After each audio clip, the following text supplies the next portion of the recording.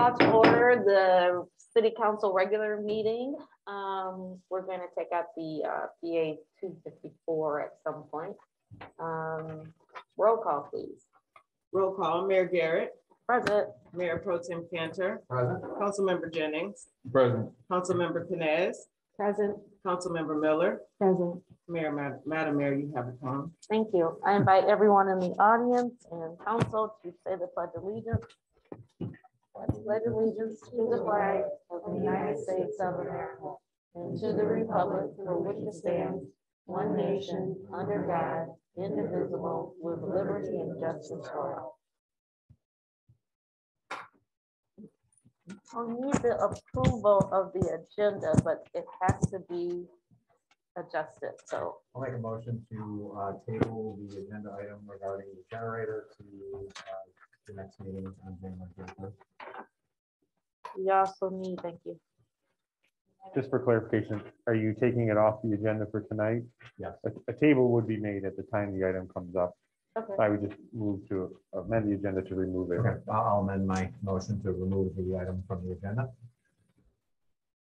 Is there a second?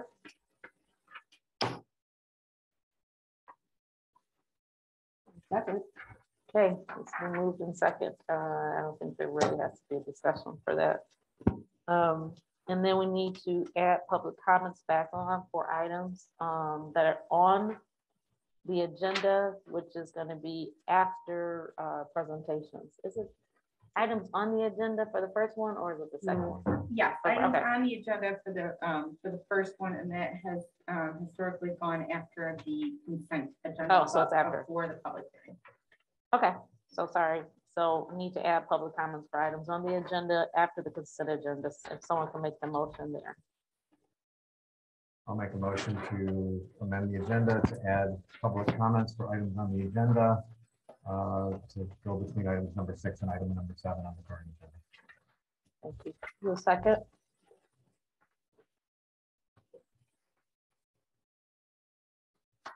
Second. Well, hearing none, then we don't have public comment on the first public comment then. I'm suggesting that it go between item 6 and 7, Oh, okay. between the public hearing and actually the consent agenda. So there was no other part to go through public comments? Obviously left off. Oh, well then, yes, I second it. Yes, Thank you. of course, sorry. Okay, it's been moved in second. I don't think there has to be a discussion around that one either.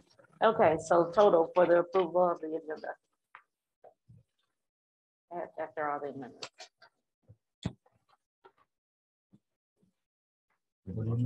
Yeah. I'll make a motion to approve the agenda as amended. Second, please. Second. It's been moved in second. Next, we have presentations, which there are none. And then we have the, pardon? Oh, I'm sorry. Oh, you know what? I'm so sorry. Just my brain is, yes. Is there any discussion about the approval of the agenda? There are none. Roll call, please. Councilmember Jennings. Yes. Mayor Pro Tem Cantor. Yes. Councilmember Canez. Yes. Councilmember Miller. Yes. Mayor Garrett. Yes. Motion carried to approve the agenda Thank you. as amended. No presentations. We have the consent agenda, and all the items listed under the consent agenda are considered to be routine and non-controversial by the city council and will be approved by one motion. There will be no separate discussion. If a discussion is desired, that item will be removed from the consent agenda and discussed separately immediately after the consent agenda approval in its normal sequence on the regular agenda. Is there anything that needs to be removed from, or you would like to discuss out of the consent agenda? Pardon me? Can you approve public comments? We already did that. There aren't any? We're not there yet. Oh, okay. Is there anything that you want to take out of the consent agenda? H. Huh? H. You want to take H out No, part to of H. discuss it? No, that's fine. I'll make a motion to approve the consent agenda. Second. been moved in second. There is no separate discussion. Roll call, please. Mayor Pro Tem Cantor, Yes. Councilmember Canes, Yes. Councilmember Miller, Yes. Mayor Garrett, Yes. Councilmember Jennings. Yes. Motion carried to approve the consent agenda. Thank you. Now we come to the point on the agenda where public comments for items that's on the agenda. The public can speak to. Susie, can you tell us how we're going to be doing that now? All right, well, while Chief McKee is collecting for in-person public, since we're still having some Zoom audio issues, individuals that are interested in commenting can text they can text 248-520-0618, and I will call individuals back in the order in which I get those texts. We'll receive public comments that way. Okay, can you type the number in the chat again? Yes.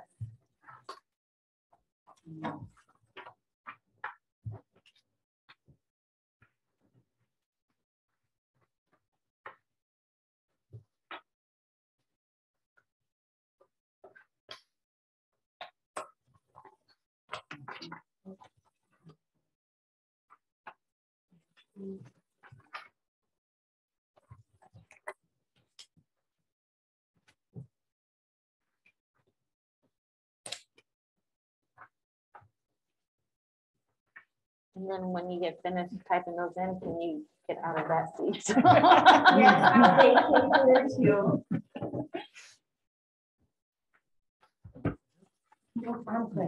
So again, this is going to be public comments for items that are on the agenda, and you will have 2 minutes to speak. 2.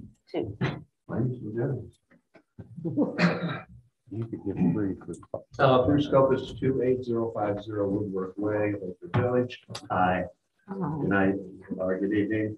The council meeting was scheduled for 7 p.m.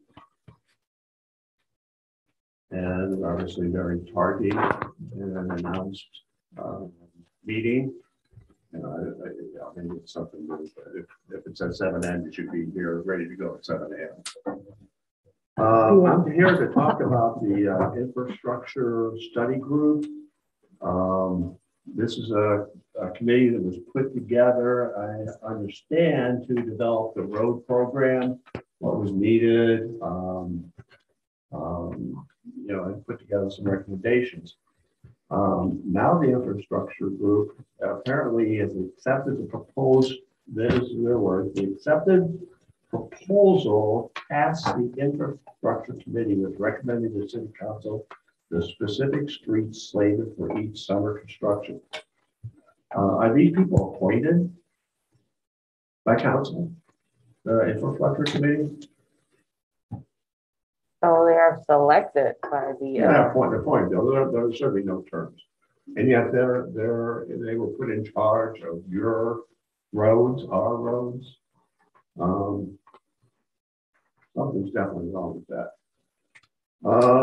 Then the first time they proposed, oh, by the way, since I'm going to get cut off, dirt roads that are not paid for by the residents, I strongly recommend you do this tonight, is you can approve the proposal, but negate the one dirt road that's on there. No point in keeping this road program at bay. Dirt roads, people move there, they know it's a dirt road. The city should not set a precedent. This is time. Oh. Thank you for sharing.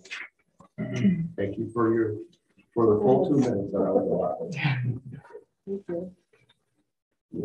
He's a former city council member. Okay. Oh, sorry.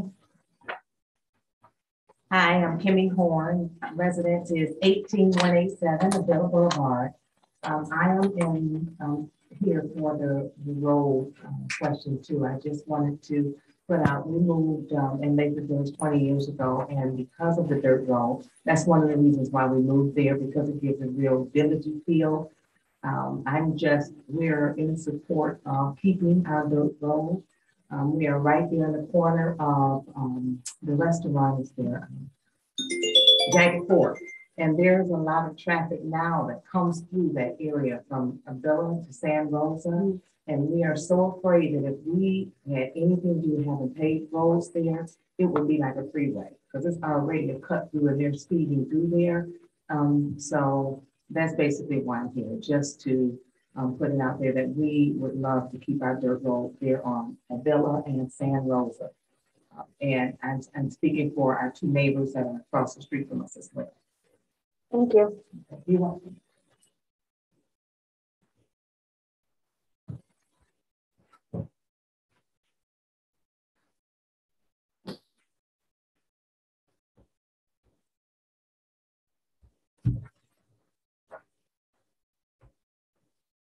Hi, I'm back. My name is Joe Robinson. I sit on the infrastructure committee. There was a notification that was put out via the Villager, the whatever website, the Facebook, that said, hey, if you want to join the infrastructure committee, put in your application. Everybody had an opportunity to do that. Those of us that did, a committee was formed. Just to address what the last young lady said, all parties on a particular block have to be in agreement in order for a dirt road to be converted into a paved road. That's first things first. And let me set the record clear. I was the one that told Bruce Cantor, hey, what about Meadowbrook? Because that road is high traffic. It's right there at the bank. There are a number of people that miss the turn for the freeway, cut through, come back around. So that's the reason why that road was proposed in the first place. Now, it's not the only road that was proposed, but that's the road I pushed for. And so if anybody wants to take issue, you can take issue with me. It's shorter than the other roads. It's cheaper than the other roads. And it's got 3 times more traffic on that road in particular, which is why it was selected to be repaid in this first wave. So there you go. Thank you. How many roads were given? Oh. Next.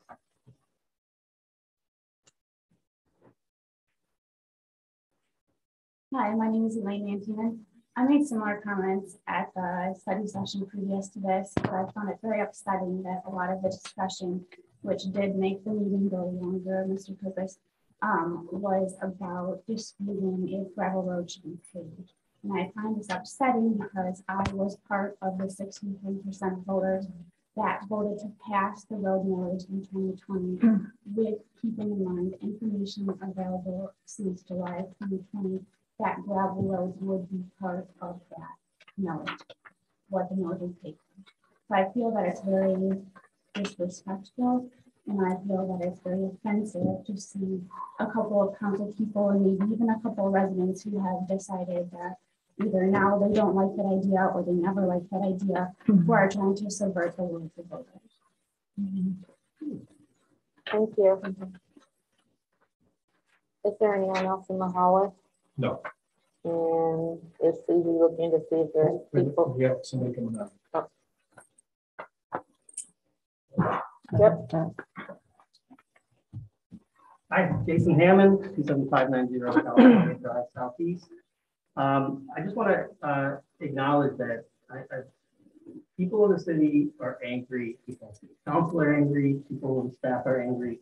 And I implore all of you, like all of us, everybody who's involved in this meeting cares about it, to find ways to improve how we collaborate and communicate with each other so that we can support the city. Instead of grinding it out and trying to set records straight, I would encourage you to try and find ways to find commonalities, to find common ground, so that people can work can live in a city that has staff that is happy to come to work and feels that they are supported and has the support of a staff around them that's fully staffed, and that they have the leadership that Councilwoman Inez was mentioning during the study session, the city should have in its city offices. Thank you. Thank you. Is there anyone else in the hallway? Okay, thank you. And then you said Susie's collecting numbers or. And while we're checking on that, I do apologize that the meeting didn't start at 7 o'clock, but as stated during the study session, we was having technical difficulties for the people on Zoom. Normally we do start exactly at 7 o'clock, and this is a one-off, so I do apologize for that.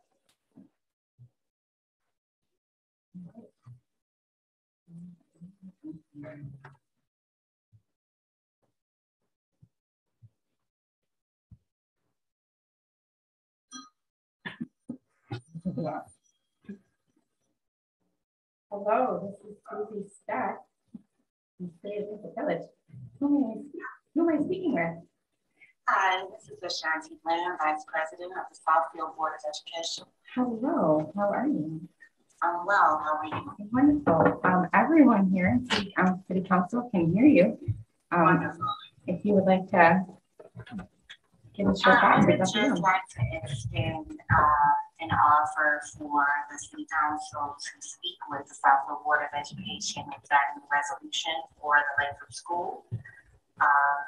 There's not much more that I have to discuss now, but hopefully someone from the council will reach out, or myself or the board president will send a communication following this meeting in hopes that we could discuss and learn a little bit more about the plans for Lathrop Village and the Lathrop School. So that's all we have. Wonderful.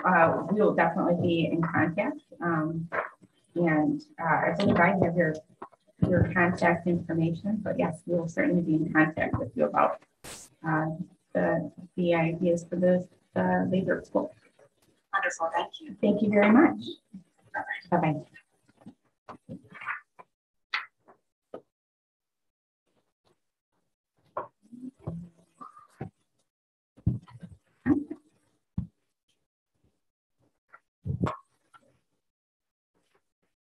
I am not seeing. I'm not seeing any text messages actually. That was the only ball time.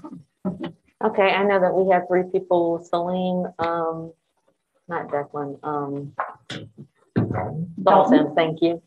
And then was it Mike Keenan was the third person from earlier? Did they want to speak towards the road recommendation? Yes, I would like to call or text 248-520-0628. Take their time. So Celine, I see your hand up, so call that number. Sorry, what was the number?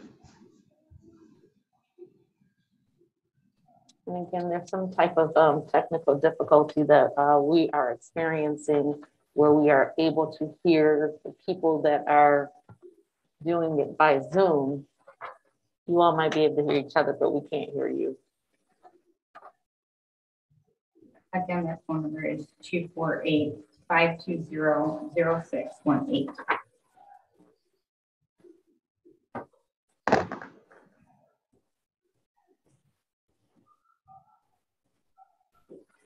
Public comments or you said what? Or a public hearing? There is no way for public hearing.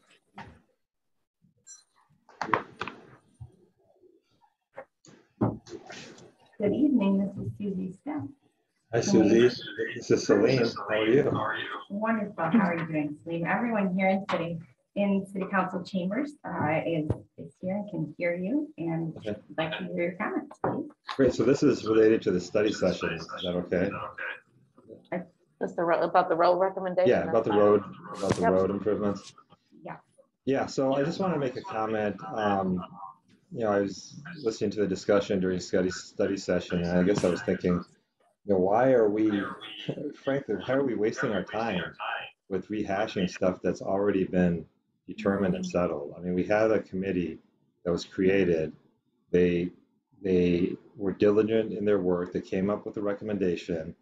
I think they approved that recommendation unanimously, presented to the city council. City council approved it unanimously. The city residents voted on it, approved it by 63%.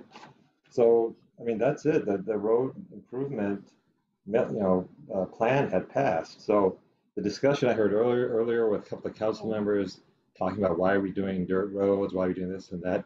I mean, that was all in that initial proposal that was accepted and voted on by the city residents. And, you can't go back on what the people want at this point. I don't think so. I think that's kind of ridiculous. So that's my main thing. My main concern is, let's stop rehashing things that have been decided. Let's move on. Let's implement what we've passed and move on. Let's move the city forward. This constant bickering and rehashing of old issues is counterproductive to moving the city forward.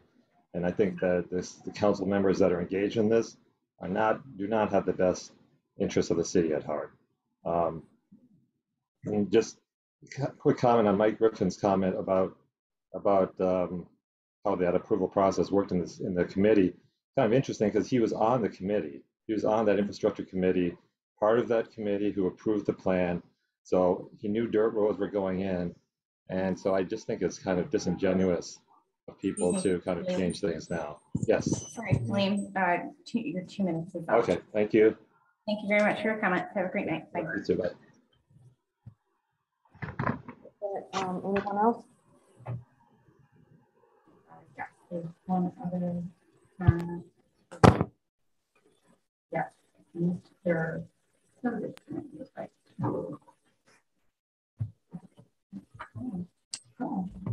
He gets 30 seconds. Yeah. Exactly. You took the time last time. Hi, Ian, it's Susie. Everyone here at City Council can hear you, and we're interested for your comments. Okay, thanks. Ian Ferguson, 28826 Lathrop Boulevard. I'm really afraid that if this word gets out, that we have a council that is creating a toxic work environment. There is no way you're going to get a city manager in the city of Lathrop Village. The 3 city managers that have been appointed have been doing an excellent job, working overtime, making sure that the city is running in the right direction. And I cannot imagine that these 3 would actually do this work absolutely for free. They have families, they have friends they have to see. It's just an embarrassment. I'm asking this council to stop doing a 5-minute sidebar and come together and talk out their differences. Get over the fact that things aren't going to be perfect. Come together, reach across the aisle. That's what that statement means, reach across the aisle, no matter what the differences are. It's an embarrassment to hear you guys arguing on camera, on video, on audio. It's absolutely shameful, disgraceful to say the least. I'm asking that the council get together and make this thing work. Move the city forward, for God's sake. You already ran out one city manager. Heaven knows if this gets out, we'll not get another one. Please, I'm asking you, get together, call each other, for God's sake. Not this sidebar, 2 against 3. That's all I keep hearing. It's an embarrassment. Thank you. Thank you for your comments. Have a great night.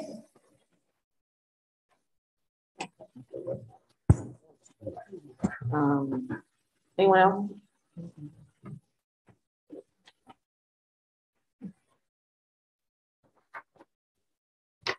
I am not seeing any other comments. Yes, Mayor and Council. The special assessment roll for 2021-01 is been presented to you. This is the starting of us to start moving forward to have the delinquent water bills put onto people's property taxes. It will come back before you in April. We do give them till February 28th to pay off their bills if they are able to, before they are moved to taxes. And we ask that you approve it, the special roll. Thank you. Who would like to make the motion?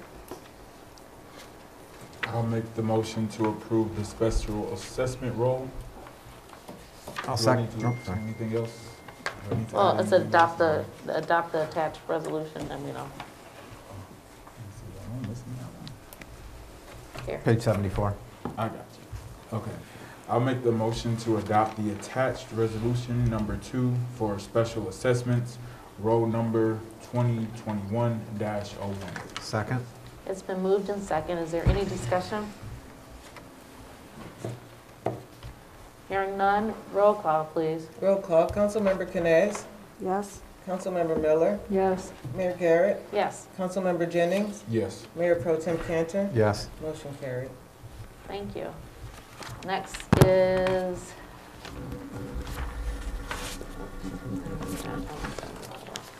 is going to be consideration of approval for the road recommendation. You want me to? Introduce it. Okay, I'll introduce it again. So as I said in the study session, before you is the road recommendation from the Infrastructure Study Group. Way of background, in July of 2020, the Infrastructure Study Group recommended a road improvement plan to Council. Council adopted the plan unanimously for implementation, provided the voters approved it, which they did in a 2-to-1 margin. The plan itself does call for the study group, Infrastructure Study Group, to make the road recommendations to Council for each construction season. The 2021 and 2022 recommendations were made and approved by Council. And before you tonight are the 2023 road recommendations. The engineering team has already done all the engineering work for 2022, and they need the approval of this recommendation in order to begin the engineering for the 2023 season.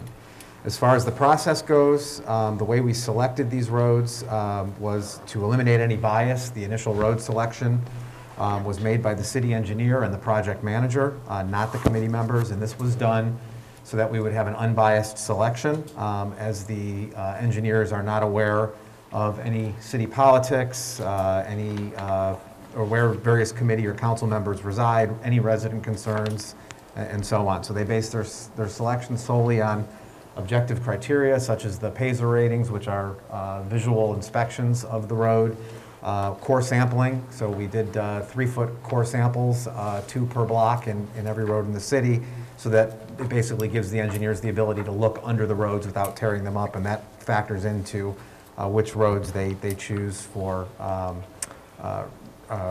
repaving work.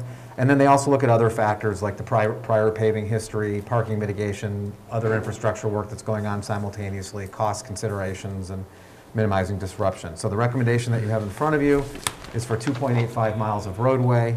There were no changes made to the initial recommendation from the engineers by the committee, and all work proposed for 2023 is the more simple road resurfacing, where we mill off the top 3 inches of asphalt and replace it with a new lay of 3.5 inches of asphalt. In addition to the recommendations for 2023, there were also 2 additional updates for 2022 that were proposed by the study group and put into the recommendation.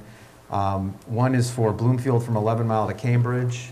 This is a road segment that requires intensive construction, and the intensive construction road season is the 2022 season.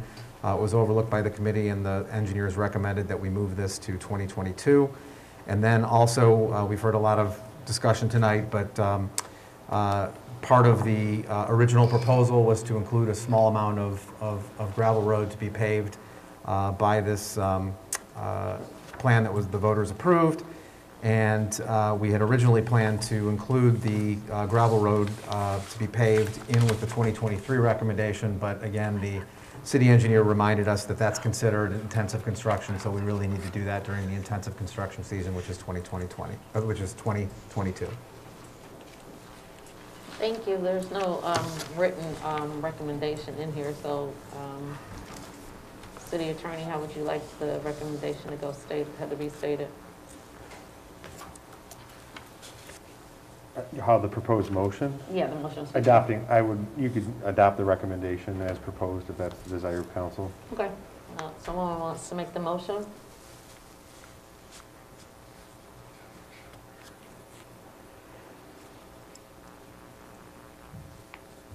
Anyone want to make the motion to adopt the recommendation from the Infrastructure Committee?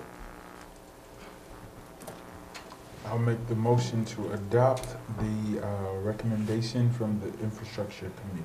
I'll second the motion. It's been moved in second. Is there any discussion? Yes. Can you show me where Meadowbrook Way was ever on any initial list?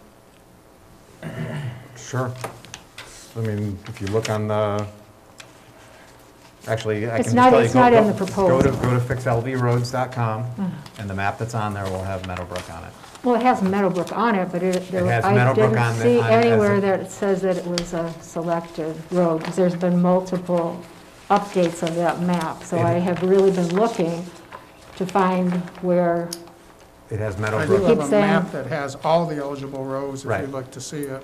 Right. no, I understand that, but there's a lot of eligible roads on there that we're not doing anything with. So you keep saying that the residents voted for Meadowbrook Way, and this was something that was on the initial list. I haven't been able to find that anywhere, so I don't. It's. I mean, the initial document on Fix LV Roads has never changed, and it shows all the eligible roads. And Oh, okay, eligible, right, but who made the decision to do Meadowbrook Way? That's what I'm asking. Where Right, was that? The committee made, as I described in the study session, I talked about the process that we went through as a committee to come up with that particular road. Okay, And as part of, we voted as a group. right. You also said Mike Griffin agreed to doing gravel roads. He said he didn't I agree to never doing said any that. gravel roads. I never said what I said, and if you listen to what I said in the committee, did. in the study session, I said that we had originally, the final draft the final draft of the, blanking now, final draft of the 2020, what year did we do this? 2020. The final draft in July of 2020 that we put forward to council had a half a mile of gravel road on it. Michael Griffin was very against doing any gravel road at all, even though it had been voted on. Well, at that point it hadn't been voted on, I take that back. He was very against it. The committee disagreed, council disagreed. And we had a half a mile of road. He asked when we reviewed the final draft as a committee, if we could find a way to reduce the amount of money we were spending on gravel roads and put that money so that we could do more towards more asphalt roads. The committee, as I said earlier, was hoping to get his signature so we could have a unanimous recommendation to council. So we retooled it. We had a choice of removing either Meadowbrook or El Dorado. Michael wanted to reduce the spending as much as possible. El Dorado, as I said earlier, has a price tag of $1.2 million per mile. Meadowbrook has a price tag of $800,000 per mile. El Dorado was longer. Meadowbrook was shorter. We also suspected and later confirmed that Meadowbrook is much more highly traveled. And then there was a whole host of other concerns that we had. One we mentioned in response to Barb's question earlier was the fact that particular road has no realistic chance of ever being paved through an SAD. There were other things that I failed to mention, things like the setbacks. The committee considered the setbacks. So the setbacks on streets like El Dorado, it's probably, I don't have the exact number, it's got maybe 30, 40, 50 feet. And the setbacks on Meadowbrook are about 10 feet, so there's bigger dust issues, bigger noise issues. So there were a lot of reasons why the committee chose that road. Joe Robinson made public comment. She talked, as a committee member, she talked a little bit about, what her opinion was or why she chose that road. I mean, the committee chose that road, we're recommending it. And Did you do traffic studies on the other dirt roads to see traffic? Because that road goes right by Sunnybrook, right by your house, then goes into Meadowbrook. That's a cut through for people from Southfield Road to 11 Mile Road. I would think that 149 cars that you tracked is probably people cutting through to get off of Southfield Road and get over to 696 or 11 Mile? The tracking was going the other way. The tracking measured cars coming into Sunnybrook off of 11 Mile Road. Oh, okay. into Sunnybrook. I'm sorry, you said Sunnybrook, so it's stuck in my mind, into Meadowbrook off of 11 Mile Road. So it was one directional. It can wasn't it can travel in only one direction? No, the way we measured the cars was coming from one direction. So we were measuring cars coming off of 11 Mile Road. Oh, I didn't realize you So it could wasn't people cutting do through, it that. was people coming into the subdivision. And, I mean, my guess is that most people are not coming in off of 11 Mile and Scott, maybe you can verify that, to cut through. If there's any cut through, it's coming from Southfield to go the other way. Well, Normally, that's what I would see, is that you're coming north off Yeah. of 11 Mile. Yeah. So that the 149 cars was cars going north, coming into Meadowbrook? It wasn't anyone on Sunnybrook cutting through? Correct. No, the tool we use is our speed radar signs, Mhm. and that's only one directional. It does not go both. Oh, Right, okay, okay. Right, and we just wanted to get a rough idea of Okay. what the traffic was, since those were the two finalist roads, and The road. it was about 2 to 3 times more traffic. What was that? The road commission recommends not paving a road until you have 500 vehicles on it a day. So I was just wondering why, that's not really I know you've mentioned it's a major thoroughfare. I don't see that as a Major ingress. major relative thoroughfare. to the other dirt roads, is what we said, yeah. Is that the No, road I have- commission's, recommendation for their roads or for residential roads also? For residential roads, there's a brochure. Scott, do you know? I don't know. I just have a problem with the precedent it's going to set. What do we do with the 10 other blocks of dirt roads? We pave one and we leave the rest of them unpaved? What do we do with the, I'm sorry, I didn't mean to cut you off.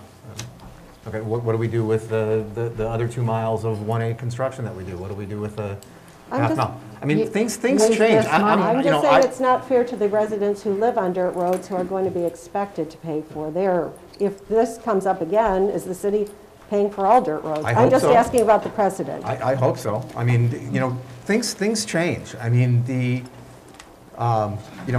personally, if I were on council back when somebody was asked to pay for the roads, I would say no. The roads are a community benefit. Everybody should be paying for the roads. We move. Society changes. Rules changes, regulations change. I mean, when we put in things like Medicare or Medicaid or Social Security, we didn't say, well, we're not going to do this because people didn't get this benefit in the past. The society changed, and they said, all right, well, this is a good thing for the residents. But what they did do is they gave it to everybody. We're not giving it to everybody. I wish we could.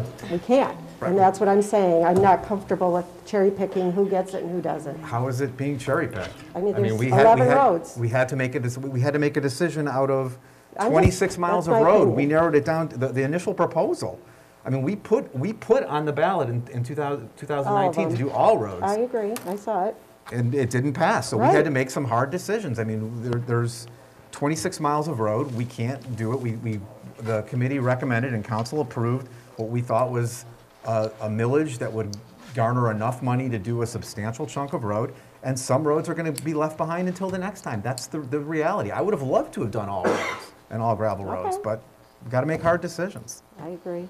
And this is a hard decision. It's I very don't hard. know how to pick, there's 40 residents on dirt roads and we're saying yes to 3 and no to 37. So, anyway, that's my opinion. Okay. And I was going to ask you, you said it was unanimous and I didn't see a signature from Michael The Coven.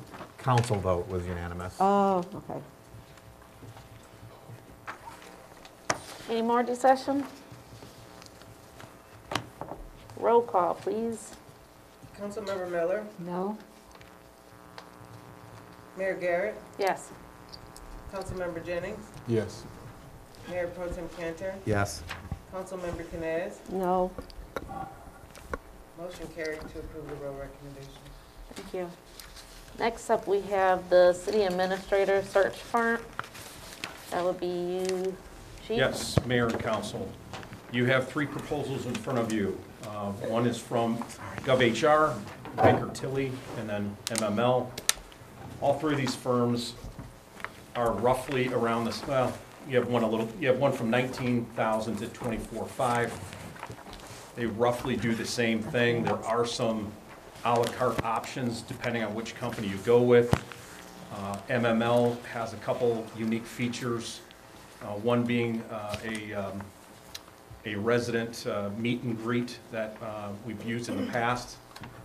As well, if we go with the $19,000 top end at MML, they give a 2-year guarantee that if the city manager that is picked leaves within that 2 years, then they will hold a search for you, encompasses with that price. They'll hold it for free. Thank you. Who would like to make a motion? Well, yeah, who would like to make a motion of which search firm to go with? I'll make a motion to approve the executive search firm of the Michigan Municipal League. So it'll be this motion. Yeah. Okay. Is there a second? Second. It's been moved and seconded. Is there any discussion?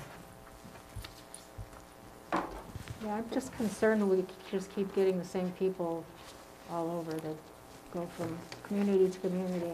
Just thought if we opened it up to a company that wasn't totally based here, MML,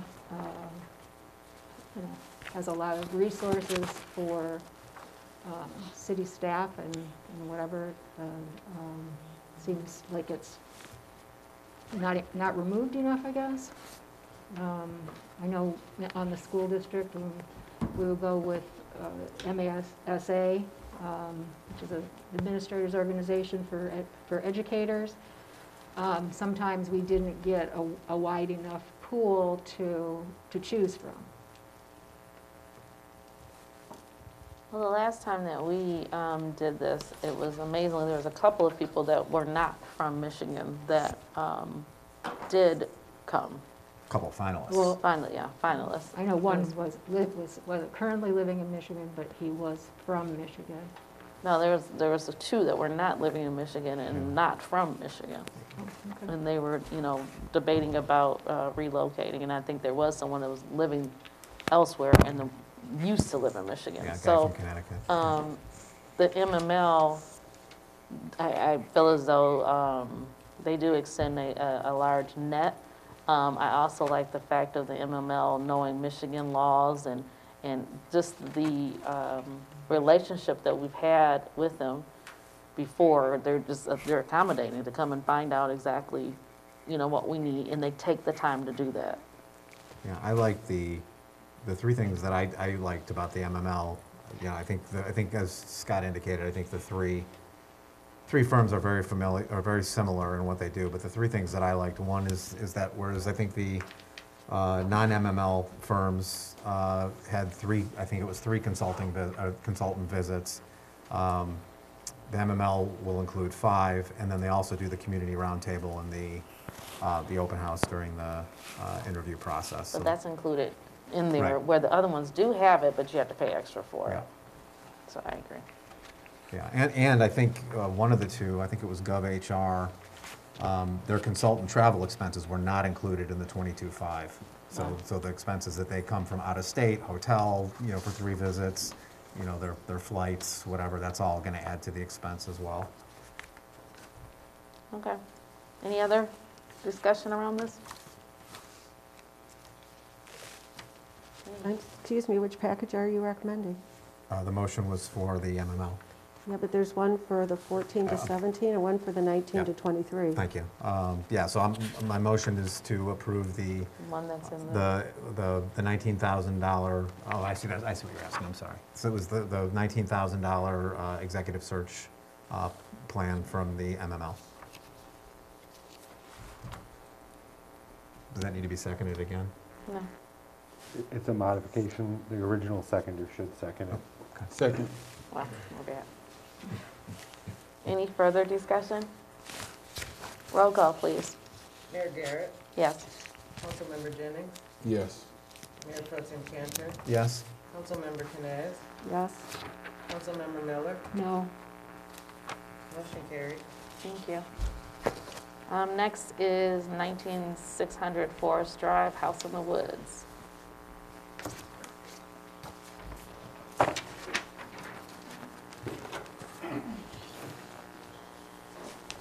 Good evening. Good evening. Do you want to introduce the panel, please? Yeah, Susie was going to introduce it, but she's still working. Mr. Root is here we gave him the bid to be able to sell the house and wood property for the city of Lathrop Village. He is here because council has not given him a price to sell on it, and then he would also like for the city to clean up some of the debris on the property and that to make it a better selling point. And Mr. Root is here if you have any questions. Thank you. Well, this one we'll have to discuss before we actually take a motion. So what was the price? I thought I heard Karen say it was 190. I said 192, 195, I don't know. But, anyone else want to kind of chime in? I'm fine with either of those. And well, let's talk about that first, I guess. So I'm fine with 190. Does that include us cleaning it? well, that would be my The next asking question. price. Yeah, that's why I started to say something. Yeah. I mean, what does the rest of council think about, putting some type of limit on spending, how much we'll spend to clean up the property, like maybe, not to exceed 2,500, 3,000, I don't know what that number is, but just putting that on there so we do a little bit of cleanup on there. And then, so it'll hopefully will get us a higher asking price or a higher sale price, and maybe we can get the money out of that money that we invest to put in. I'm just a little hesitant to put in a huge sum because we've already got $90,000 baked into this property that we lost, so. If I can maybe interrupt a little bit to Please. help you out. I think that 189, 190 would be a fair asking price, okay? It's not necessary that we do the cleanup right away. I'd really like to start on this. I think it's to the city's advantage if we start on this ASAP. It's been sitting there for a few years now. As far as, if we can find someone that's willing to clean it up themselves over the next month, 2 months, great. If that doesn't work, then maybe council, maybe the city could consider doing some of the cleanup to the premises there. Some of the cleanup you're going to be doing anyways, come spring, you're going to have to cut grass, remove brush, whatever. But, we could start out now, and perhaps someone will step forward who's willing to take that on and save the city the time, aggravation, and money. Yeah. But I encourage that we start as soon as possible. I'd like to speak with the powers that be here tomorrow to start this off. Well, I personally was thinking the 190.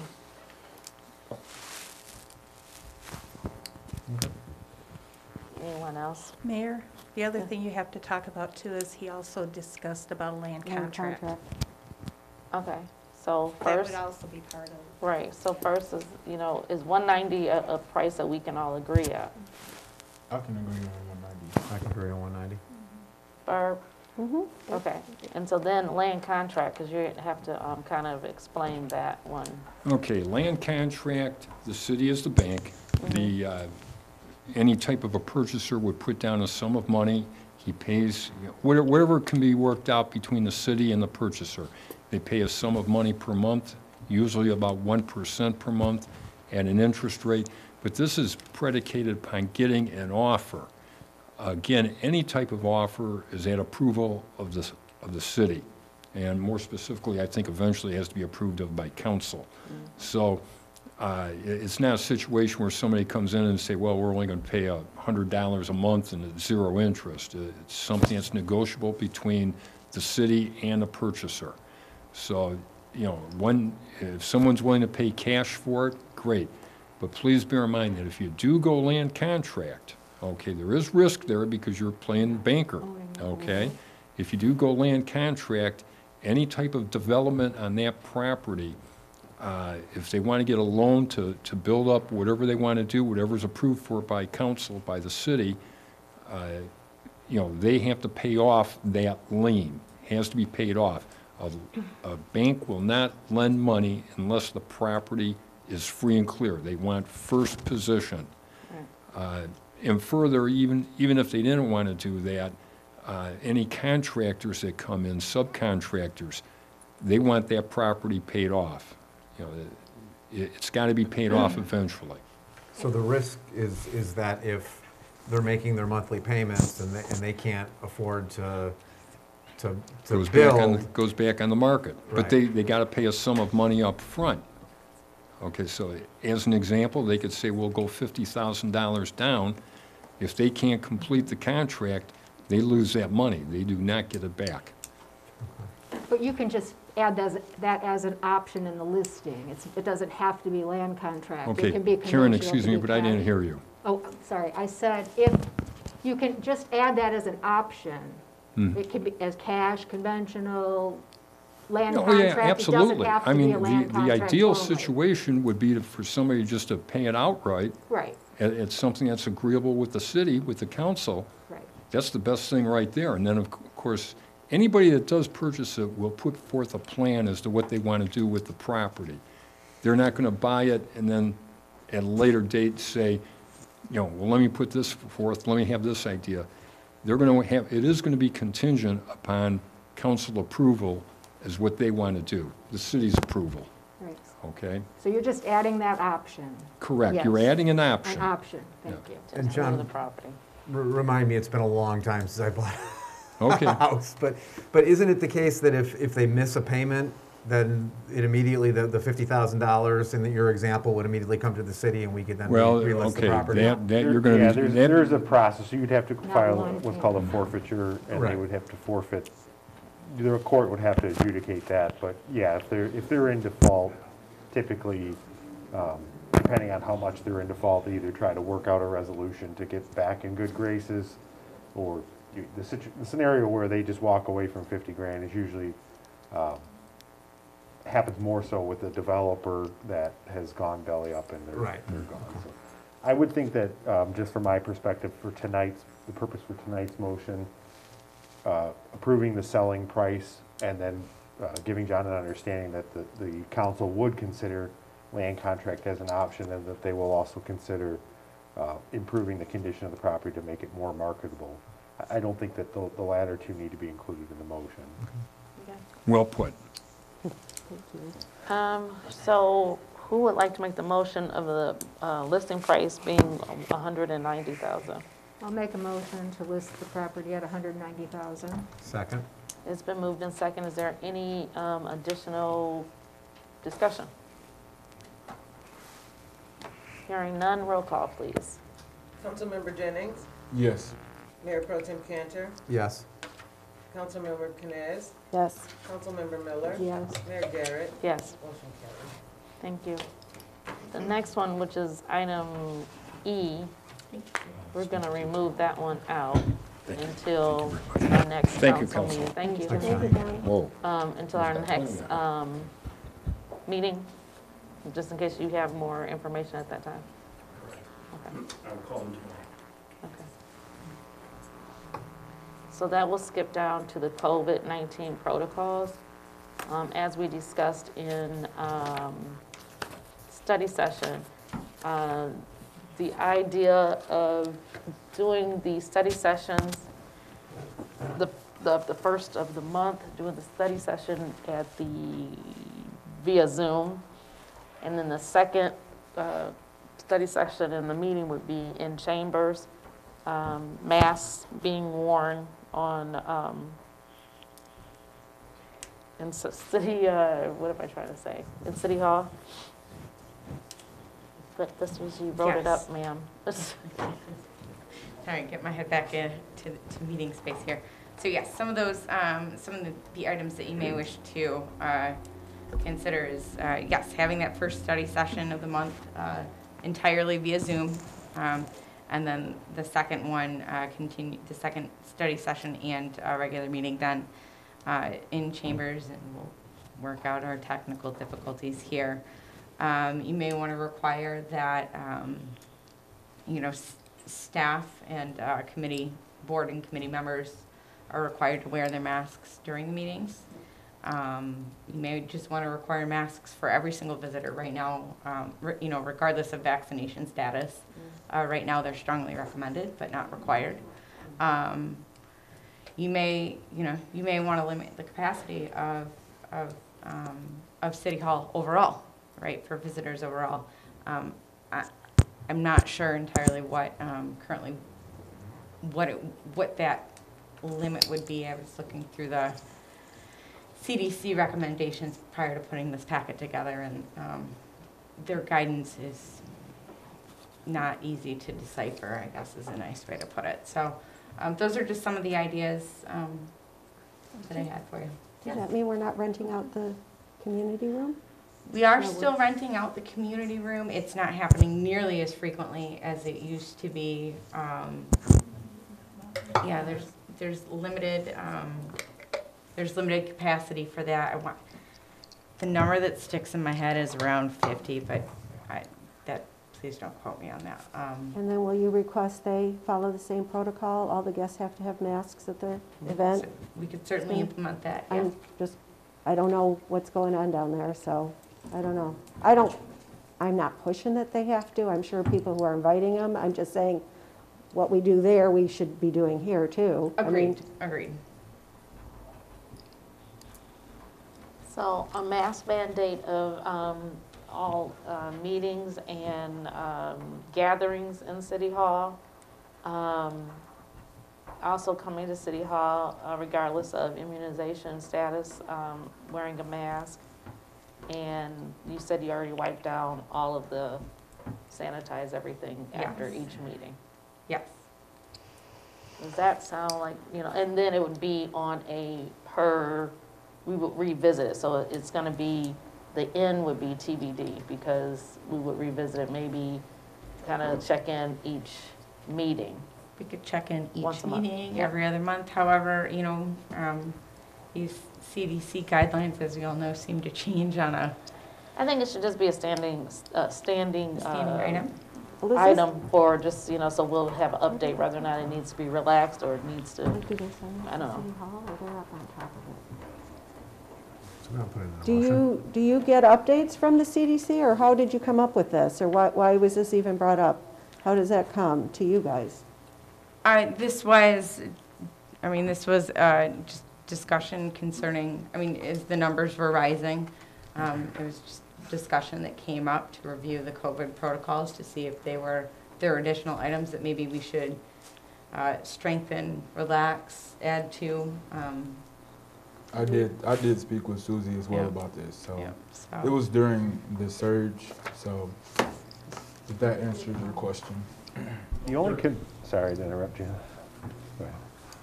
I'm done. I say my only concern is with holding the study session entirely virtual. It is still an open meeting, and the relaxation of the Open Meetings Act it hasn't changed. I mean, it's gone back to the original. So while you can participate remotely if it's a non-voting, I'm not comfortable saying that we can do the entire meeting remotely, not having any person or any council person here. So that I would advise against. I know that's probably the biggest provision that would be beneficial to everyone, but I mean, as you saw the issue with the technology tonight, doing these hybrid meetings are unreliable at best. And so my recommendation would be upping the other precautionary measures, but coming in. Unless there's some change coming out of Lansing that would allow for the entire meeting to be conducted virtually again, I'm just not comfortable recommending that action be implemented. I just need my space to be a little Sorry. bigger.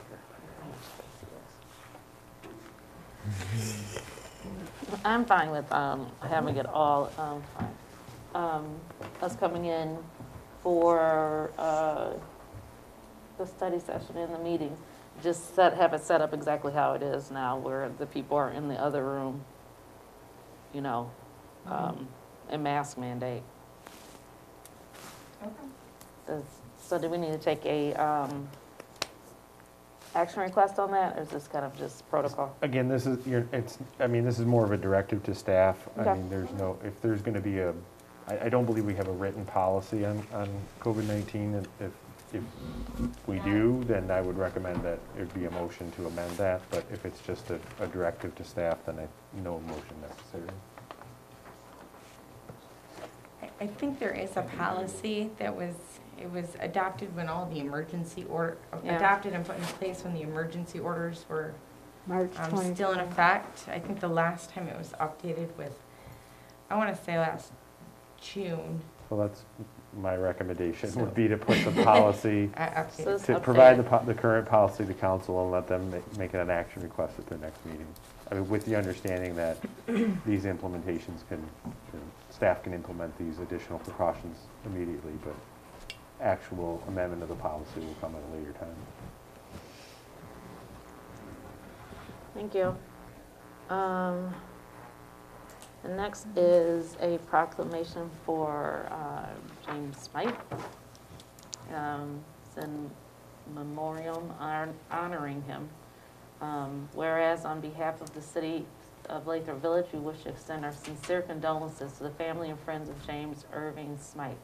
And whereas James Smythe's death leaves our community with a deep feeling of sorrow for the loss of such an honored and respected person of the Lathrop Village community. And whereas on December 7th, 1953, he began his career in the United States Army, and after fulfilling his commitment, he was honorably discharged. And whereas James Smythe proudly served as the principal of Southfield Lathrop High School for more than 26 years. And whereas James Smythe was a proud resident of the city of Lathrop Village for over 50 years. And whereas on behalf of the city of Lathrop Village, we wish to extend our sincere condolences to his wife of 68 years, Mary Ann, son Mark, and daughters Kim and Natalie, and his entire family. Now therefore be it resolved that Mayor Michael Garrett and the Lathrop Village City Council, on behalf of the citizens of the city of Lathrop Village, do hereby present this special tribute in honoring of James Irving Smythe with sincere gratitude for his commitment to our community. In witness wherefore, I'm sorry, I don't have my glasses on at all. We have hereunto set our hand and caused the seal of the city of Lathrop Village to be affixed on this 24th day of January 2022. Yeah, I'd also like to extend my condolences to the family. Mr. Smythe, I can't call him James Smythe. Mr. Smythe was my principal for 4 years, and I did keep in touch with him a little bit after high school, way back, and he was a great guy. He was supportive. I remember, my first race as a high school ski racer as a freshman, coming down and going through the finish gate, and he was standing right there, and nobody comes to watch high school skiing, and he was there. He came once a year. Just a great man, and it's a loss for the community. Well, I get to call him Jim because he was my neighbor. And it really affected me extremely badly because it's something we share driveways. So to watch him, be outside and also tell his friends that the mayor lives across the street from him, which I'm like, don't tell anybody else that, and him and Mary Ann came over when my son passed away, and they were just so just amazing. And for us to both be in this situation was also quite amazing. They're good people, and I'm so sorry that they have to experience this. Can I say something? Yes. I just want to say that Mary Ann and Jim have left and created quite a legacy in the community with their family members, with everything, all the support that they've given to the community over the years. And so it really is a real loss. Yeah, I agree. So I will give it to Mary Ann. Yes. When I get home. Okay, I just want to make sure if that's what your ideas were. Okay, next we have a resolution for the Lathrop School. Based on the comments from the Southfield School District, I'd like to table that. Yes. Okay, so you have to make a motion to I'd like to make a motion to table the resolution for Lathrop School. Second. It's been moved in second. Any discussion? No discussion on it. Oh, Motion my to- bad, sorry. Well, roll call, please. Mayor Pro Tem Cantor, Yes. Councilmember Canes, Yes. Councilmember Miller, Yes. Mayor Garrett, Yes. Councilmember Jennings. Yes. Motion carried to table this item. Okay. And now we're up to city administrators report. I think I was, I stepped back in the line or stepped forward, I got it, but, Oh, excuse me, 1 second. You're gonna bring this up during, okay, I'm sorry, go ahead. So just to give you a quick update, I know we spoke about it during the study session, update on the city clerk position. We held interviews, we developed a list of folks. We did extend a conditional offer to our number one. Unfortunately, she declined, and we then Awesome. extended our second offer, and we are waiting to hear if that person is willing to accept the offer or not. Second thing is we had a new door locking system installed. It was a lot bigger task than what we all thought it was going to be. It took about a week to do, and some extra equipment that wasn't set in the quote, but they're going to take care of that. It is up and running. It's going to take us a little bit to try to figure out. It's a cloud-based system, which is going to allow us a lot more flexibility than we had before. It was only one single computer in the whole city that ran it. So now that it's cloud-based, we have multiple administrators. So that way, when there's special events going on and the door locks somehow don't get unlocked, we can do it from home from a computer. So it definitely gives us some more flexibility. Is it also going to timestamp who's coming in? Yes, it does. Okay. Yes, it does. Right now, we're using these kind of swipe cards. We're trying to figure out if the system is going to allow us to use our Bluetooth and use a cell phone.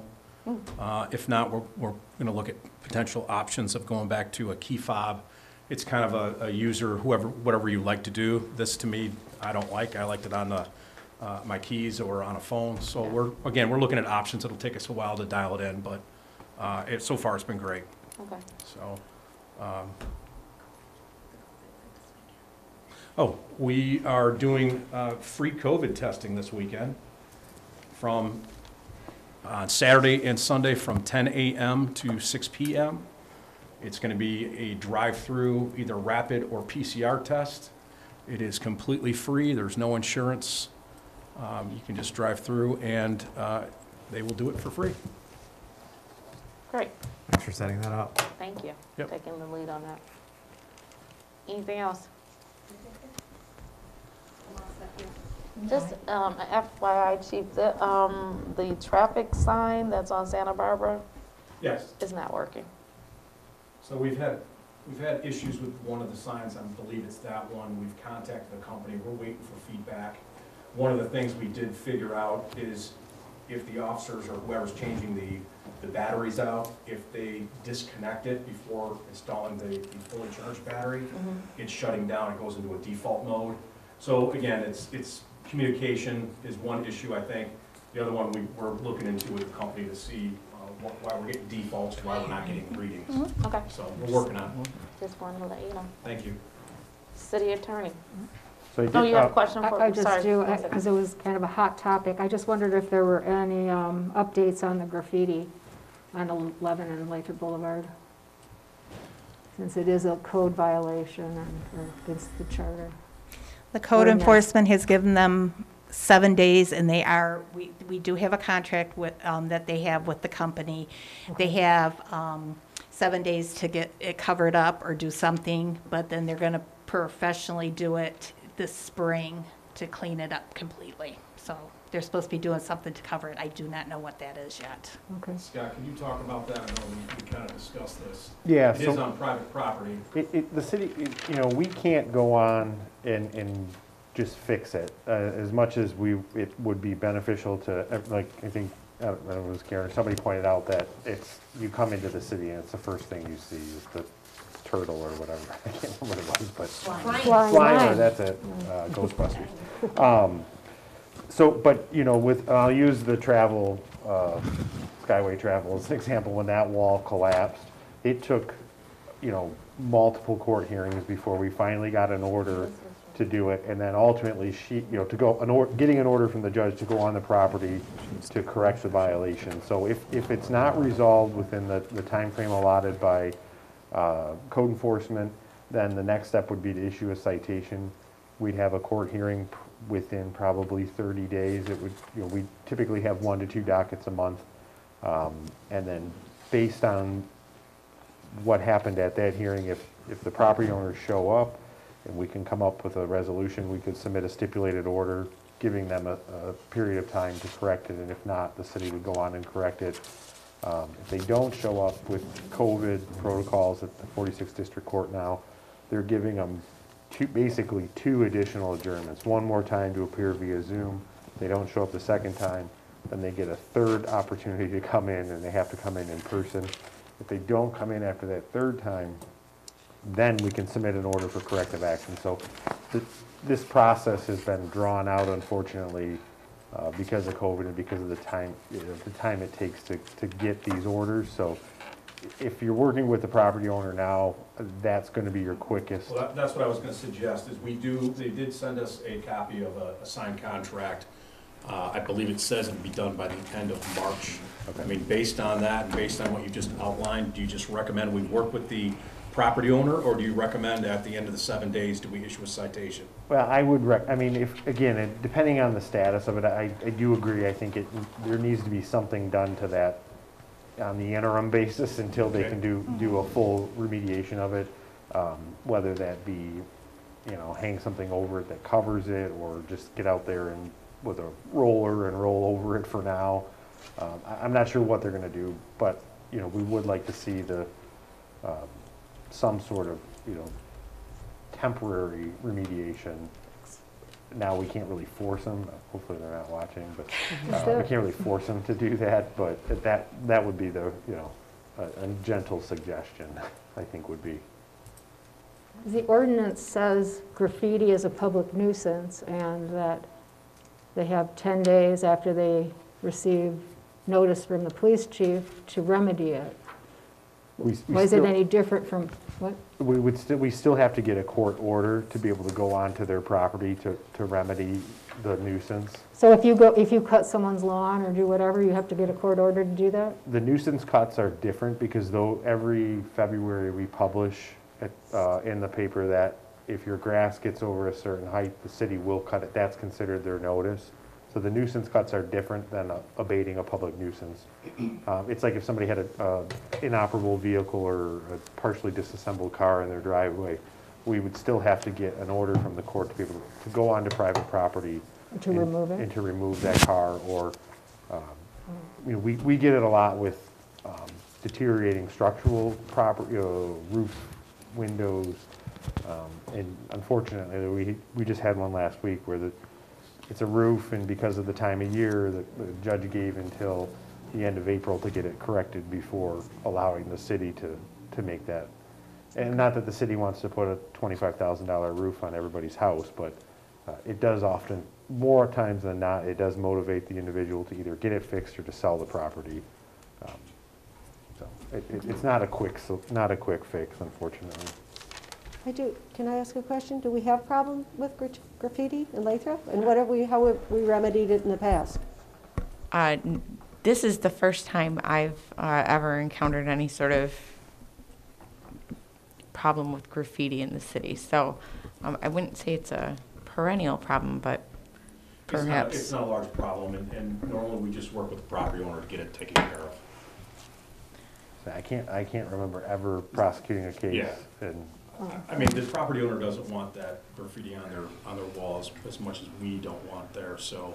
No, my suggestion, what did we do? How was it remedied? Do we have a product we could recommend, or how could we, help them move along with the cleanup? I will reach out to them. I mean, there's a number of products that you can get through Home Depot. Again, the temperature outside is not going to help us out but again, if it warmed up, the sun was out, it could heat up that wall enough where, maybe a temporary fix, a couple $1 cans of Kills might work.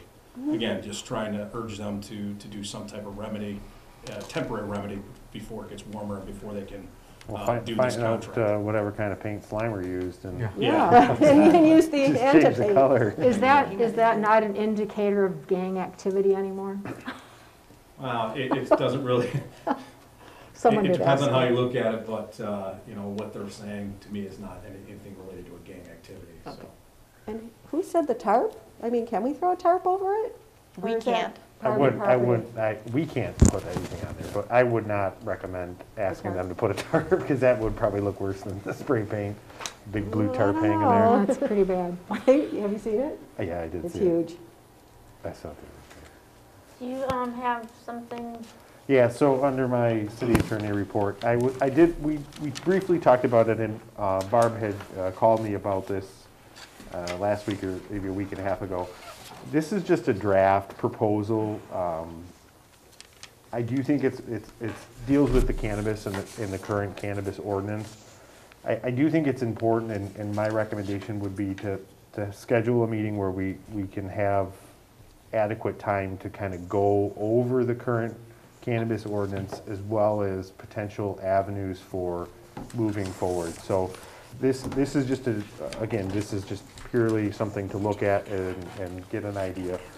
What this is a proposed charter amendment opting the city out of cannabis establishments. So kind of like what the city received from the cannabis group to amend the charter opting us in, this is the reverse of that. And so just real briefly, because I know everyone's probably really tired, it's been a long meeting or meetings, but this has a couple benefits from the no cannabis perspective.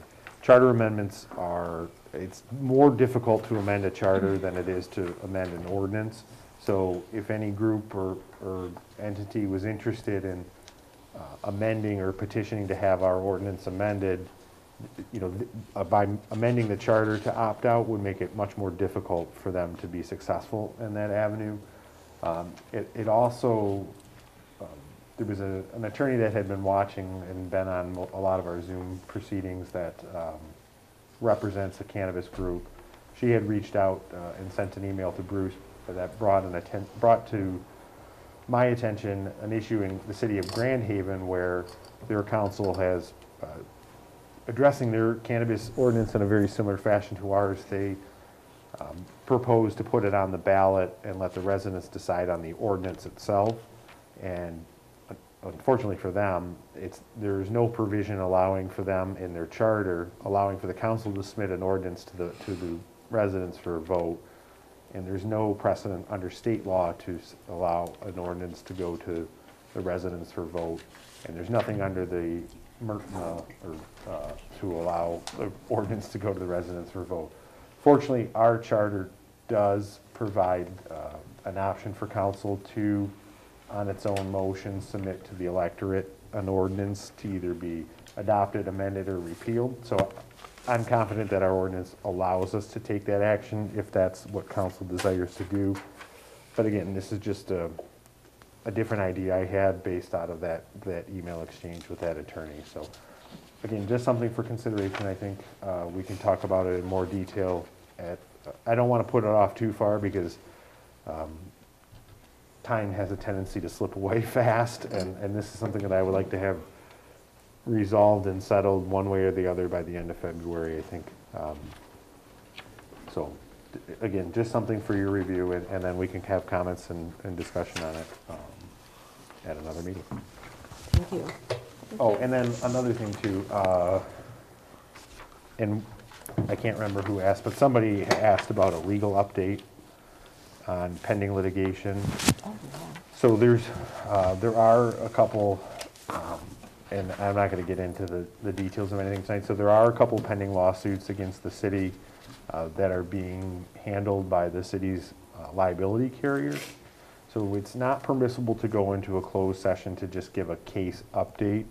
The only time it would be permissible to go into a closed session would be to discuss a settlement offer or a settlement or trial strategy. So what we could do, depending on the level of interest of council, if we wanted a high-level overview of what those cases are, where they're at, I could provide that, or if you wanted more details and to ask maybe some more specific questions about the litigation, we could invite the attorneys, well, the attorney, probably, we can invite the attorneys for the respective cases to come in and give that overview. So just, like I said, there's 2 currently pending that I'm aware of. One's an employment claim that's currently on appeal in federal court, and then the other is a land use ordinance enforcement case involving a couple of commercial properties in the city.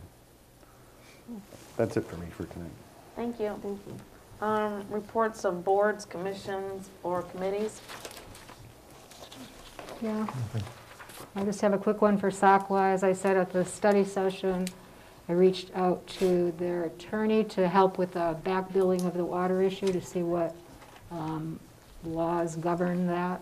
As I was doing research, there were several states that allow a municipality to bill back for 6 years. So we're getting information on that, so we're not just, making some plan.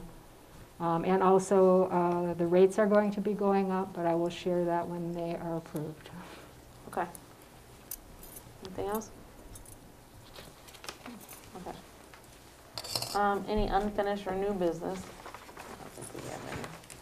No? We have public comment? Yes. Or anything Do you have anything on that your- you'd like to talk you can about? Do that.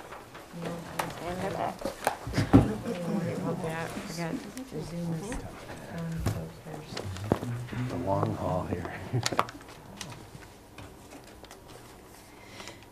My name is Elaine Mantinen. I've been up here a couple of times already. When I made my earlier comment, I was told by a neighbor who made a comment before me that voters didn't know the gravel roads were proposed to be paved when they voted on the road millage. I find that offensive as an informed voter. I absolutely read all relevant literature to a ballot proposal before I vote on it, and I assume my neighbors do as well. To say that 63% of voters only approved the road millage because they didn't understand it is, first of all, extremely, extremely offensive, and more importantly, just not accurate. I would like to reiterate my previous comment that this extended debate about which roads to fix by 2 council people who have decided they oppose is a waste of time and resources when both of these are in short supply, and it's also a subversion of the will of the voters. I repeated these comments during the regular meeting. When I returned to the room where the viewers are sitting, I had the spouse of one of the council people who opposes my viewpoint tell me that same information, that no one who voted knew that paving the gravel roads was part of the road millage. I found that offensive, and I said so. He told me never to use the word offensive. And then he told me, take your kids and leave. Take your kids and leave. And I'm assuming that he meant leave the city and not the room, because it's 9:30 p.m. and my kids are 4 and 6. They've been sleeping for hours. This level of toxicity that we have going on right now, 2 of our new council people are fomenting this. Wow. And it's not acceptable. If you run on a position of bringing people together, you should do that. I would love to support you doing that. But if your spouse and your friends are telling me, take your kids and leave, that's the opposite of what we should be doing here. And we have seen many people in this city who have left, who are thinking of leaving, who are stressed out and not sleeping and not eating because they're being harassed, because they're being told, take your kids and leave, or being told terrible things. It has to stop. There has to be a consequence. That cannot be okay. We love it here in Lathrop. There are so many good people. There's somebody, I was in home when it snowed, somebody did our whole sidewalk and our driveway for us.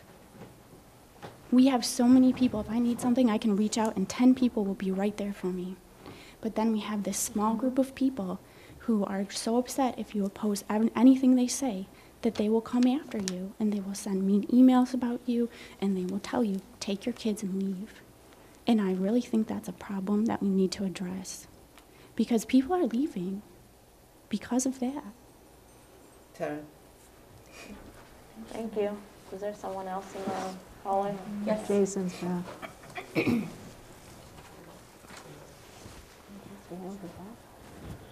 No. Did that? No, where's that? Okay, where's that? Okay, mayor and council comments. I do not have pretty much anything to say at this. I know that you do. I just was trying to get it out of my mouth that I was yielding my Sorry. time. Okay, so I'd like to make some comments as well to build off of what was just said and what was said by several other people during public comment. I'm going in my 5th year on council now, and I know it's late, but I do want to say something. We've got a problem. We've got a big problem. We've got a lot of differences of opinion among our council. Differences of opinion are important and they're good because they tend to lead to effective solutions. But the problem that we have is with our council, it's flipped 180 degrees, and the differences of opinion have not led to better solutions, but they've hampered our effectiveness as a council. Instead, these differences have led to a lack of professionalism and mutual respect. There's been regular violations of protocol, procedure, and law, and this on its own would be bad enough. But unfortunately, this same toxic culture has been imposed by this council upon our administrative staff. It's created a hostile workplace, which could lead to lawsuits, and as a direct result, we've lost multiple talented, highly talented staff, and we're on the verge of losing more. And not to mention the difficulty that we're going to have to hire people into such a toxic environment. And these are my observations, but I think it's very important to hear what our staff is saying about working in the city. So as a result, I have a few things that I want to read. The first of which is an exit interview from Corey Dahl, who was our DDA and Special Projects Manager, who left last week, and her exit interview was asked, "What could the city have done to prevent you from leaving?" Her response was, "Unfortunately, the council caused a toxic work environment. I thoroughly enjoyed working with the DDA. However, the new council put pressure on staff that made me want to accept a new offer." Obviously, that's not a good thing. Then last week, the mayor, myself, and several others received an email from the 3 interim city administrators. And basically what that email says, "In discussing with my fellow interim city administrators, we felt it necessary to express some of our concerns regarding recent communications. Councilwoman Miller's emails are excessive, disruptive, and abusive. Her multitude of ever-changing requests are seriously impeding the ability of us as interim city administrators to perform both our actual job responsibilities and the additional responsibilities of city administrator. Councilwoman Miller is blatantly and willfully ignoring the communication procedures that were outlined in both the orientation and Robert's Rules of Orders trainings that were provided in December. Councilwoman Miller's disruptions have pushed us to a breaking point, and something needs to change immediately." The third email along the same lines is one that was written by Dr. Mitchell. Dr. Mitchell tenured her resignation and was going to stay on a month, but after 2 months, she sent an email to everybody on this council indicating that she was leaving immediately, or actually going on FMLA immediately. And in that letter, she writes, "Greetings. Despite an extensive discussion last evening to resolve certain election-related processes, based on the recent communications, this matter has not been resolved. It was brought to my attention this morning that Councilmember Miller emailed Kelda London, a staff member, after 11 p.m. late yesterday evening. One aspect of last night's conversation specified that appropriate communication protocols from council members should be through the mayor's office. Councilmember Miller sending an email directly to Ms. London was not aligned with last night's discussion. The basis of this email could be construed as to intimidate or coerce a staff member to pick a side. This is unfair to our employees. Further, it tends towards fostering a hostile and inappropriate work environment." Skipping down a ways, I'm also attaching a copy of an email the Councilmember Miller forwarded to the mayor dated November 23rd. Any reasonable individual reading this email would derive hostilities and disparagement from Ms. Miller towards any individual mentioned. These actions continue to invoke slanderous, pervasive, severe, and harmful untruths not based on factual information. This is abusive and has only created for me a hostile, abusive, and untenable work environment. It has become unbearable and has caused me great emotional distress, so much so that my health is negatively impacted and my ability to serve the city of Lathrop Village is ridden with escalating and unmitigated challenges. Yesterday, my blood pressure reading was 208/110. My physician clearly indicated I was in danger of a stroke episode and should be hospitalized. And then lastly, she finishes, for the last 20 months, we've been in a worldwide pandemic that was challenging enough. To have to work and perform duties associated with my position in a pandemic, along with having to deal with the constant onslaught of hostilities and abuses directed at me is unbearable, and it goes on. So I acknowledge that there's anger that exists on this council, but as a council, all of us need to do much better. We need to lead the city forward and set an example for our staff that fosters a positive work environment where people want to come to work for each day, and then they can provide the residents with the service that they deserve. I urge all of us on council, all 5 of us, to stop and reflect and ask ourselves what we can do to make this happen, because we've got to do better if we're going to effectively move our city forward. We're moving backwards, not forwards. We're losing our staff, and we're going to lose more. And we need a change. I mean, this isn't good for our city, and this isn't good for the council. This isn't good for our staff. Done. Well, I would like to respond. The toxic culture was created by the person who you just read the email from, at least in my situation. She was spreading it around the city that I was against everything black. The mayor was spreading it around that I was racist. Okay, Elaine Antonin was I'm gonna spreading stop it it right around there, racist Karen. flags. No, Karen, I'm sorry, Karen, you just let them read. Because the thing about it, Karen, you didn't hear at all what he just said. The fact is that you are repeating something that has no validity. I'm going to send the letter that I sent to the city council over a year ago that was never responded to. I will put that in the No, I'm packet. saying personally for me, if you're hearing that I called you a racist, then let me put it in a different way. My neighbor was lying, okay? Okay, I don't know who your neighbor is, and so, and I don't deal with hearsay at all. Because if somebody wants to ask me straight out, if I said that, then ask me, and I will tell you.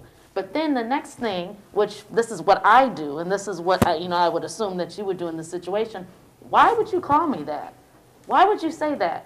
Seek to understand why somebody might have called you that instead of keep bringing this up to try to make me look like a bad guy. Because I will say this, in the fact of I've been black 52 years, right? And so in my experience, there are things that a lot of black people go through, and there's an assumption that we have to sit and say, was that racist? Am I being offended? Are they talking to me different? That's something we go through every single day. And you would never understand it because you've never been in the skin, right? And I'm really saying this from my heart, and not to be mean to you. I'm just saying that if you want to know why someone would call you that. I totally understand that. But when I was asking questions about fiscal responsibility, because there's no one I'm not who saying is I black have in here would empathy. understand that. But I I'm don't. saying for us to squash this and to be able to move forward, like Mayor Pro Tem Cantor just said, to try to move forward, let's have a conversation about it. Was I offended that the fact is that we've had all types of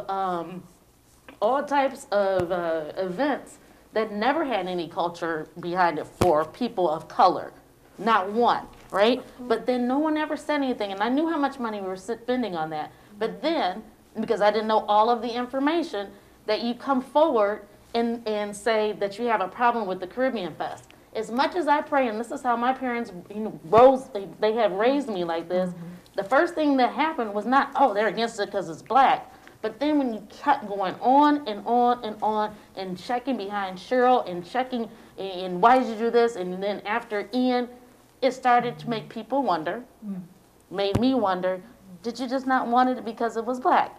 And that's something, and that is something, and I'm really hoping you're taking this sincerely from me, and I will, and because I am saying it the best way that I can, because I'm really hoping that we don't have to go down this road. Was that when you had Scott ask me about it at the meeting? So I didn't have Scott ask you anything. Okay. So the fact is that because there's certain situations that were put in place, I walked in a meeting, which I heard my words turn around, and there was a foundation member who screamed out, why does everything have to be black?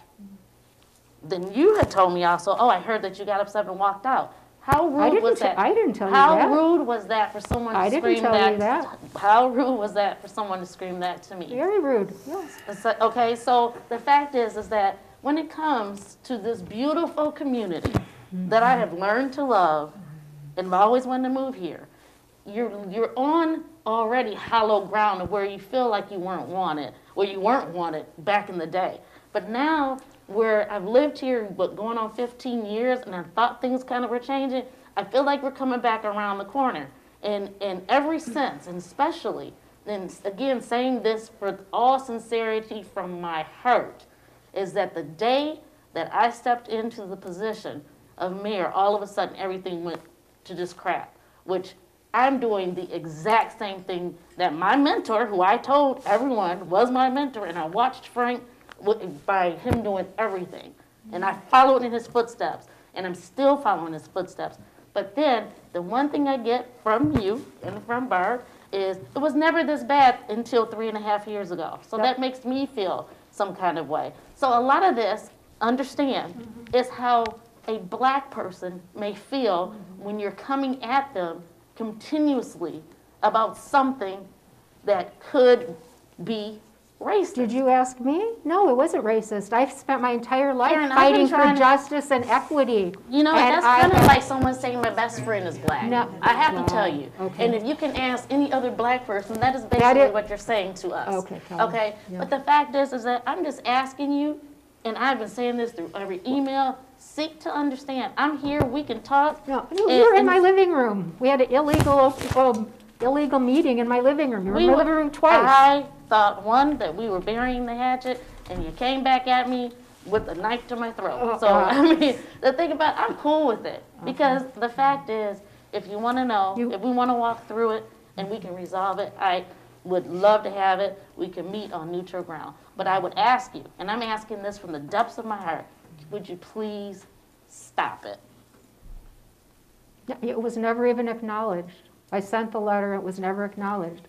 I just acknowledged Ian it. Ferguson, no, you didn't. Ian Ferguson told me that the city was in bad financial shape. I started looking totally at the ignored budget. everything I just talked about. This is Because why it isn't, council's not because- communicating correctly, because Ian Ferguson should never have said that to anybody. All right, well, he did. So I started looking at the budget, and I started looking at things and saying, why couldn't they afford $1,200 discount for supper club? What is the problem? What's going on? We've never had any financial issues in the city.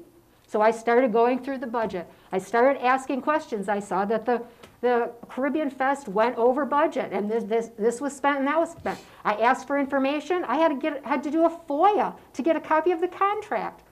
Like, that was not okay. That's what cities do. It was. That's how it's supposed to be. That is how It should have been public. It should have been public. It is public. That's why you go through the okay, Freedom okay. of Information Act to get all the information.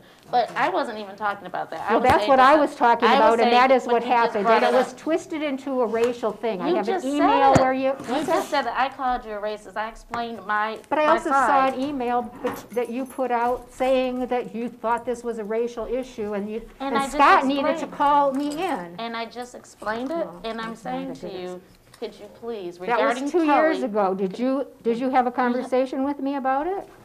I'm trying to, Karen, Okay. I'm trying to have a conversation with you just so we can move forward. And all I'm asking you is to stop saying that I called you a racist. And if you want to talk about it, let's talk about it. Because what it is, you're trying to. Well, you told me to say who told you. I don't care who said I it. That's what don't you care. said. Tell me who said it, and we'll No, get it I straight. never did. I never said that. I'll- One second. It's the fact, I don't ever want to know who told me, because if they're not strong enough to come in my face and tell me, I don't care. All I'm asking for you to be my colleague and for us to be able to move forward from here. That's all I'm asking. And not at every single meeting, because it has been every single meeting we've had since we got on council together that you bring up that I've called you a racist. And I'm just asking you to stop. So to get this to focus, I'll take back, I'll forget I ever read Cheryl's Oh, email. come on, Let's focus on the email that came from the 3 interim city administrators that are talking about essentially being bullied. That has to stop. Protocols and procedure have to be followed so that the people who are working in the administration don't feel like they're bullied, don't feel like they're being rolled over. I mean, it's inappropriate, and we have to find a way to all communicate together, because we have to, again, as I said, we have to move forward. Okay, that's our rule. We're moving forward. No, we're not. I didn't do adjournment. Oh. Okay, because Karen was still talking, and I do believe you have something that you wanted to say. I just want to give some updates. It was longer, but I'm going to shorten it up. So I did attend the Michigan Municipal League newly elected official training. which I highly recommend that we all attend. If we all took the course, I genuinely believe it would eliminate a lot of disruption among the council and staff. This training is valuable information and honestly for your good. So I would just like to list a few Michigan laws that I learned at the class.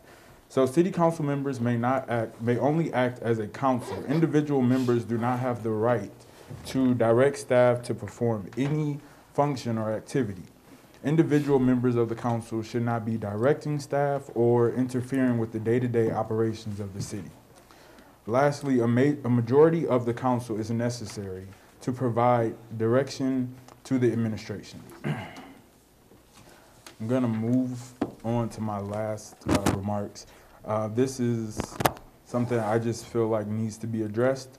Whatever needs to happen for everyone to participate in the meeting needs to happen. We have attended several trainings and have had several council meetings. At this point, we should all have the wherewithal to make a motion and/or second. And no, this does not mean you agree with the motion. In no way, shape, or form is it right for only Kelly, Bruce, and myself, and I will say now Karen, who has stepped in and made a few motions in the meeting to ensure that it continues. I just wanted to say that, and thank you. Thank you. Any other council person have anything to say? Hearing none, I would take a motion to adjourn. So moved. Second, right? You all have a good night.